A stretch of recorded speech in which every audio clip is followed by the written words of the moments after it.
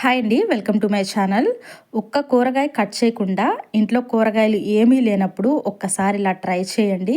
ఏమీ తినబుద్ధి కానప్పుడు ఇలా ఒక్కసారి ట్రై చేసి తినండి, మీ ఫేవరెట్ అయిపోతుందన్నమాట. చాలా ఈజీ ప్రాసెస్లో చేసుకోవచ్చు. అది కూడా ఒక ప్లేట్లోకి కొన్ని ఆనియన్ పీసెస్ని అయితే తీసుకోవాలి. సుమారుగా అయితే ఒక పెద్ద సైజు ఆనియన్ని చిన్న ముక్కలాగా కట్ చేసి తీసుకున్నాను. ఒక 2 మిర్చి అయితే గ్రీన్ కలర్ మిర్చిని నిలువున కట్ చేసేసి ఇలా చిన్న ముక్కలాగా తీసుకోవాలి. ఒక చిన్న టమాటాని కూడా ముక్కలాగా కట్ చేసి తీసుకోవాలి. కొంచెం కొత్తిమీర తరుగును కూడా దీంతో పాటు యాడ్ చేసుకోవాలి. ఇలా యాడ్ చేసి వీటన్నిటిని చక్కగా చేత్తో కలుపుకోవాలి. స్పూన్తో కూడా కలుపుకోవచ్చండి. సో చేత్తో అయితే కలుపుకుంటే టేస్ట్ బాగుంటుందన్నమాట.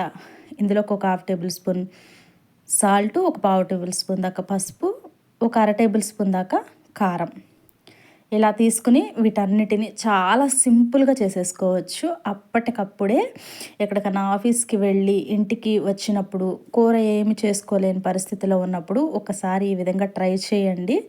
మోస్ట్లీ బాగా నచ్చుతుందన్నమాట.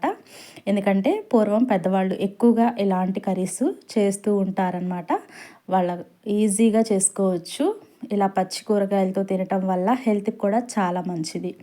వీటన్నిటిని చక్కగా చేత్తో అయితే కలుపుకోండి. కలుపుకుంటే అన్నీ చక్కగా ఈక్వల్గా కలిసి ఒకదానికొకటి పులుపు అండ్ స్పైసెస్ అన్నీ మంచిగా పడతాయి అన్నమాట.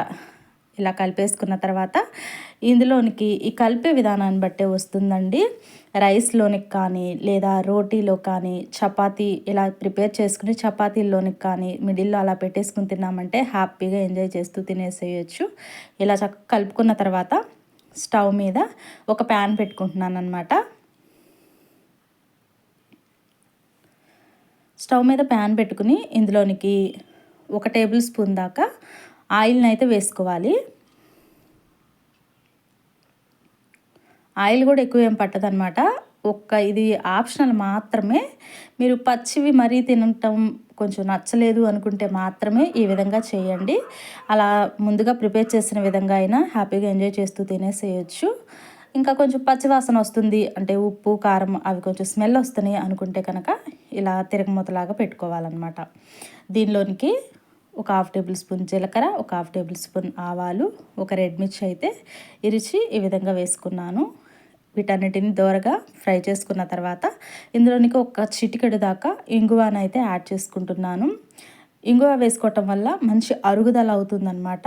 ఆనియన్ వేస్తున్నాం కాబట్టి ఇలాగ ఫ్రై చేసుకున్న తర్వాత ముందుగా ప్రిపేర్ చేసి పెట్టుకున్న పచ్చికూరగాయల్లోనికి ఇందులోకి యాడ్ చేసేసుకోవాలి. ఇలా యాడ్ చేసిన తర్వాత ఇలా గరిటెతో అయినా కలుపుకోవచ్చండి. ఒక్క నిమిషం ఆగిన తర్వాత చేత్తో కలుపుకుంటే అన్నీ మంచిగా కలుస్తాయి అన్నమాట. దీనిలో హీట్ అంతా తగ్గిపోయిన తర్వాత ఇదంతా చక్కగా ఈ విధంగా కలిపేసుకోండి. వేడి అన్నంలోనికి ఈ విధంగా వేసుకుని తిన్నారంటే ఎంత కమ్మగా ఉంటుందో ఒకసారి డెఫినెట్లీగా ట్రై చేయండి. నచ్చితే లైక్ చేయండి, ట్రై చేసి ఎలా కుదిరిందో కామెంట్ సెక్షన్లో కామెంట్ చేయండి. మరి మీకు ఈ వీడియో నచ్చితే కనుక లైక్ చేసి పక్కనే ఉన్న బెల్ ఐకాన్ని క్లిక్ చేస్తే నేను పెట్టే వీడియోస్ అన్నీ మీకు నోటిఫికేషన్ ద్వారా అందుతూ ఉంటాయి. ఇంకా కొత్త వాళ్ళు ఎవరైనా చూస్తుంటే తప్పకుండా సబ్స్క్రైబ్ చేసుకోండి.